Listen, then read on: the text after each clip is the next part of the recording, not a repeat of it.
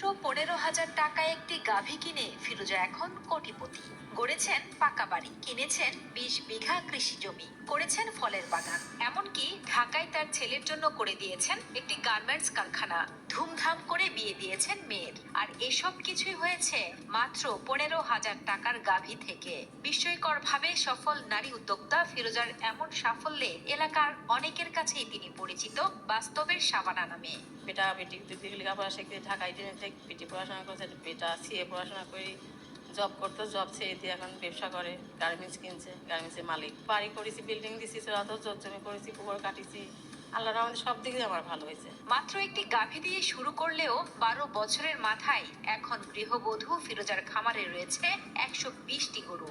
এসব গরু থেকে পাওয়া দুধ বিক্রি করা সহ গরু মোটাতাজা করে বিক্রি ও বাছুর বিক্রি করে খরচ বাদে এখন ফিরোজার বছরে আয় হয় 46 লক্ষাধিক টাকা। নিজে স্বাবলম্বী হওয়ার পাশাপাশি তার খামারে কর্মসংস্থানের ব্যবস্থা করেছেন 8 জনের। গাভী দোয়াই, গাভী খাওয়াই, মানে গাভীর যত কাজ আছে সবকিছু আমাদের করা লাগে। 3 জন মেয়ে মানুষ কাজ করি, 5 জন বেটা ছাড়া কাজ করি। ওই কেউ বাছুর খাওয়া, কেউ গরু খাওয়া, আবার গরু দোয়া, আবার ধোয়া পাকলা, আমরা সব নিজে বাজে সকলাই এই জায়গায় কাজকর্ম করি খাই। আল্লাহ দিলে ভালোই চলে আমার।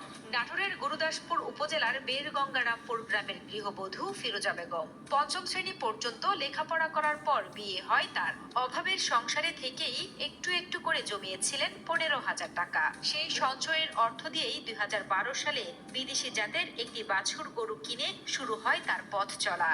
তখন থেকেই ভাগ্য বদলে গেল ফিরোজার। একটা গরু থেকে তারপরে দিদি কিনে বাছুর হয় বিক্রি করে, আর দিদি কেন সাথে গরুর দাম কম ছিল। আস্তে আস্তে আস্তে আস্তে আমার এখন 120টা গরু, আল্লাহর রহমতে ভালো। ফিরোজার এমন সফলতায় তার প্রশংসায় পঞ্চমুখ স্বামী রেজাউল করিম। স্ত্রীর কাজে সহযোগিতা করেন তিনি। গ্রামের অন্যান্য নারীদেরও উদ্বুদ্ধ করেন ফিরোজার মতো খামার গড়ে তোলার। আমিও এখন বেশি সময় ব্যবসা বাণিজ্য, ক্ষেত খামারের পাশাপাশি আমিও খামারে সময় দিই। আমার খুব ভালো লাগে। গৃহবধূ ফিরোজার এমন সফলতা দেখে খামার তৈরিতে আগ্রহ বাড়ছে গ্রামের অন্যান্য গৃহবধূরও। শুধুমাত্র নারীরাই নয়, পুরুষেরাও আশা প্রকাশ করেন ফিরোজার মতো এভাবে খামার তৈরি করার। একটা ছোটখাটো খামার করার একটা ইচ্ছা আছে। এই অনুপ্রেরণা এবং এর নানান দিক জানার জন্য, বোঝার জন্য আমি এই খামারে আজকে পরিদর্শন করে রেখেছি। জেলা প্রাণী সম্পদ অধিদপ্তর এমন উদ্যোক্তা এবং খামারিদের নিয়মিত প্রশিক্ষণ এবং পরামর্শ সহ সব ধরনের সহযোগিতা করা হয় বলে জানান জেলা প্রাণী সম্পদ কর্মকর্তা কার্যালয়ের ট্রেনিং অফিসার আবু তালেব। তাকে আমরা প্রাণী সম্পদ বিভাগ থেকে চিকিৎসা সেবা, টিকা প্রদান এবং প্রশিক্ষণ সহ শারীরিক সহায়তা করে আসি। শুধু ফিরোজা বেগম নয়, তার মতো বহু উদ্যোক্তাকে আমরা এরকম প্রশিক্ষণ সহ সহায়তা করে আসছি, ফলে অনেকে খামারি করে স্বাবলম্বী হচ্ছে।